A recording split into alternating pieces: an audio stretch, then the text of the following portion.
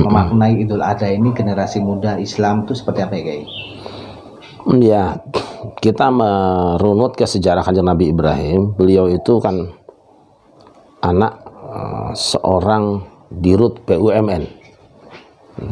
Istilah saya BUMN, Badan Usaha Milik Namrud. Nah itu.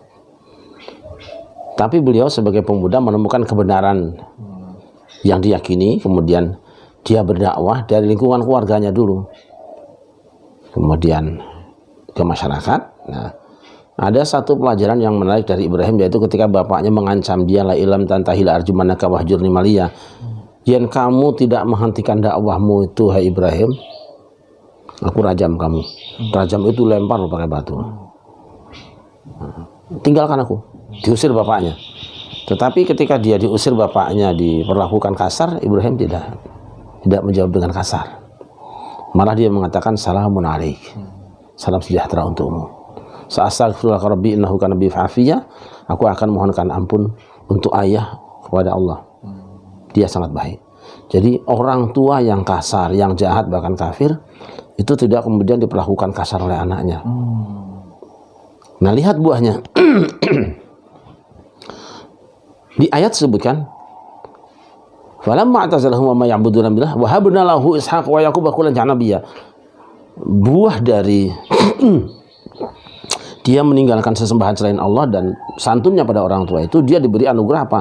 Ishak dan Yakub. Generasinya hebat.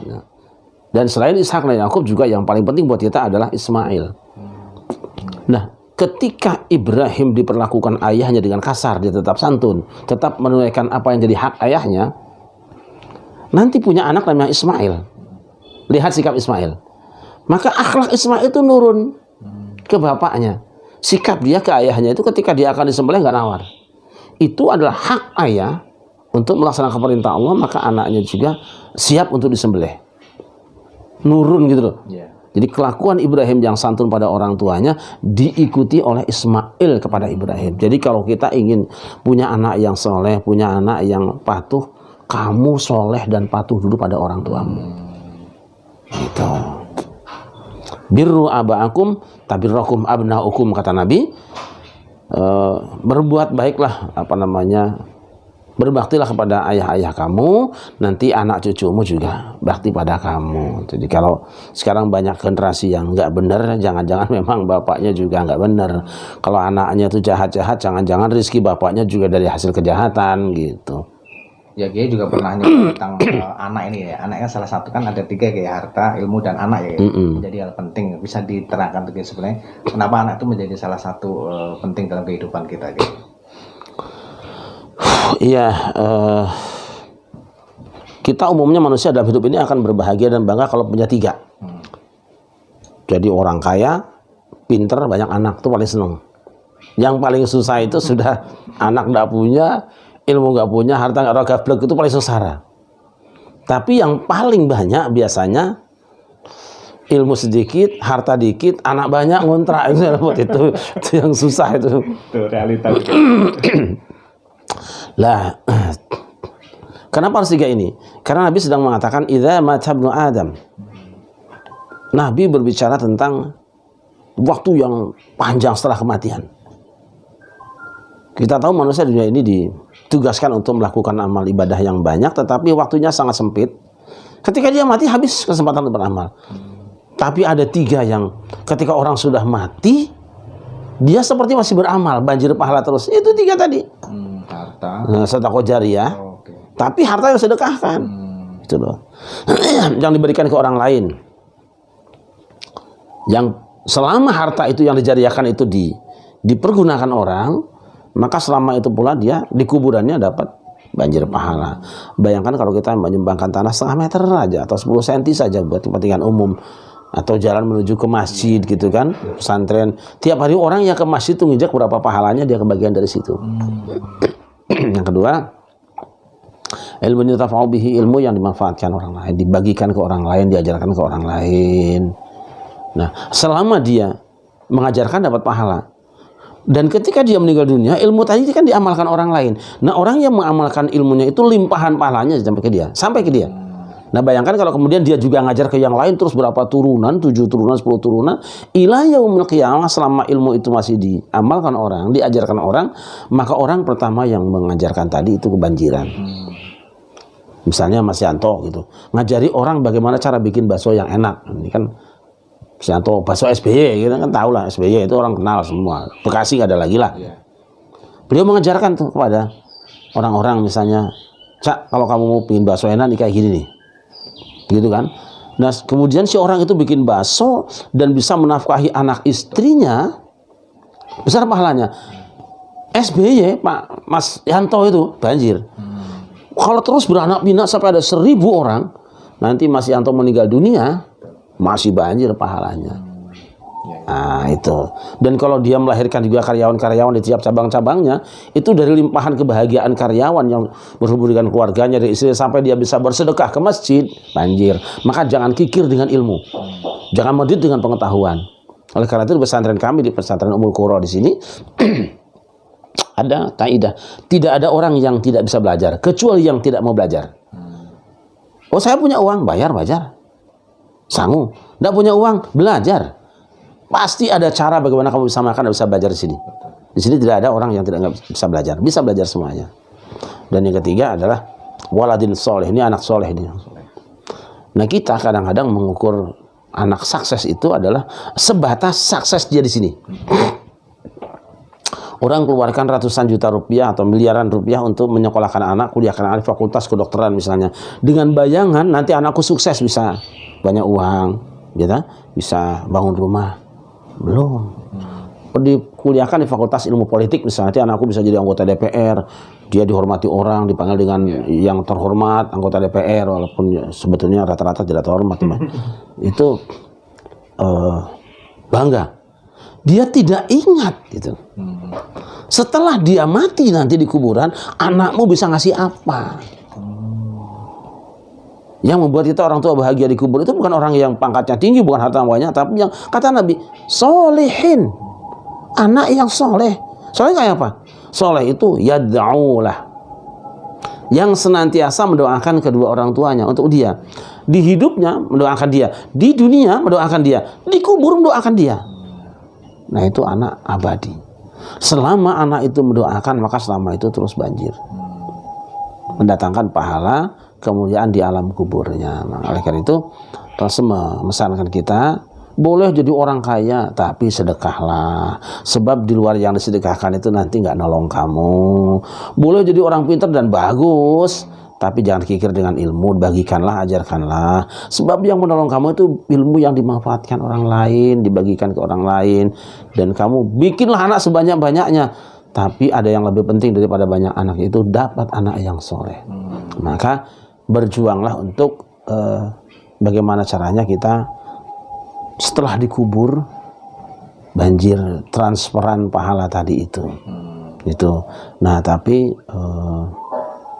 umumnya kita barangkali ya, umumnya kita termasuk saya barangkali tidak pernah mikir di umur seperti ini. Harusnya ditanyakan umur 40, harus nanya, anakku sudah lancar baca Quran apa belum?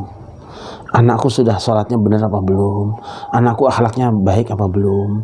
Kalau belum, cari cara, ajari. Kalau perlu kirim ke pondok, gak apa lah, perih-perih dikit sebentar, namanya kangen sama anak. Orang burung ya akan dikeloni sampai tua, enggak, kirim dia. Karena aku ingin anakku jadi anak yang soleh. Itu aja. Habiskan tenagamu, habiskan pikiranmu, energimu untuk bagaimana memperoleh anak-anak yang soleh. Nah, itu sudah salah satu inspirasi tentang harta, ilmu, dan anak. Tapi sebenarnya Kiai kemarin banyak kasus nih Kiai, orang tua yang tega menyiksa anaknya, juga orang tua yang juga tidak mendidik anaknya dengan benar. Sebenarnya bagaimana sih cara mendidik anak di Islam itu? Cara mendidik anak dalam Islam itu sebetulnya mudah sih. Mudah tuh apa? Anak itu punya karakteristik niru. Didik anak bukan dengan banyak omong. Banyak pitutur, anakmu akan diatur. Gitu. Banyak dilarang akan menentang. Gitu. Jadi tuntun dia. Tunjukkan kemana kamu jalan, sebab dia akan mengikuti kamu. Orang tuanya rajin baca Al-Quran, tidak sulit anaknya pasti pengen. Kalau orang tuanya rajin ngaji atau jadi orang yang dikenal tukang ngaji, anaknya pasti pengen. Gitu. Jadi, tapi yang penting apa? Jangan lupa 3. Ya. 1,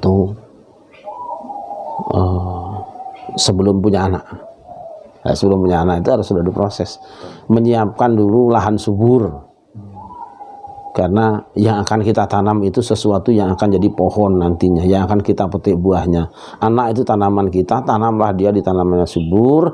Artinya cari istri yang solihah, yang kalau ditanam itu hasilnya baik. Milih. Kemudian juga nanti anak diberi makan yang halal.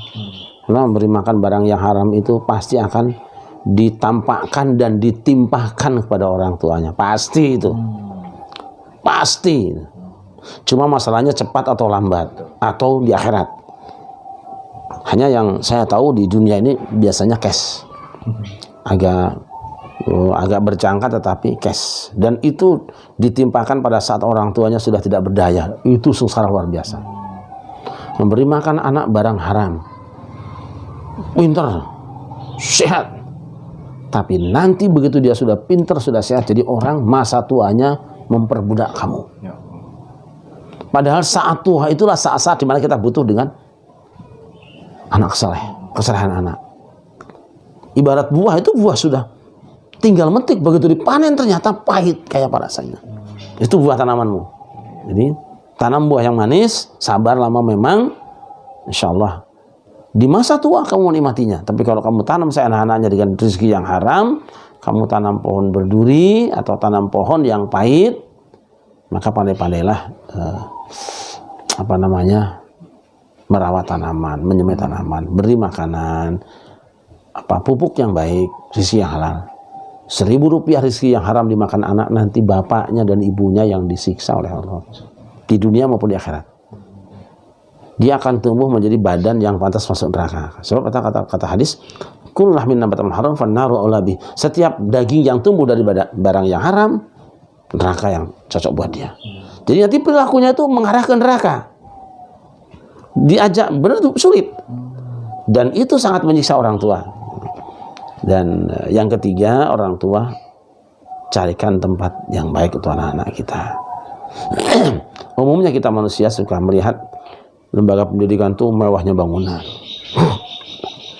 tingginya bangunan, terkadang justru mencerminkan kerendahan perilaku isinya. Karena apa? Dengan keren dia akan sombong. Nah, ketika sudah tumbuh sombong, kesananya sudah buruk semua. Jadi jangan melihat pada fisiknya, jangan lihat bangunannya, jangan pula viral pimpinannya atau segala macamnya. Yang pokok adalah lembaga itu bisa secara teori memastikan memproduk anakmu menjadi batu cincin yang seperti ini. Kurang lebih begitu tadi kita sinau dengan Kiai Syarif Rahmat.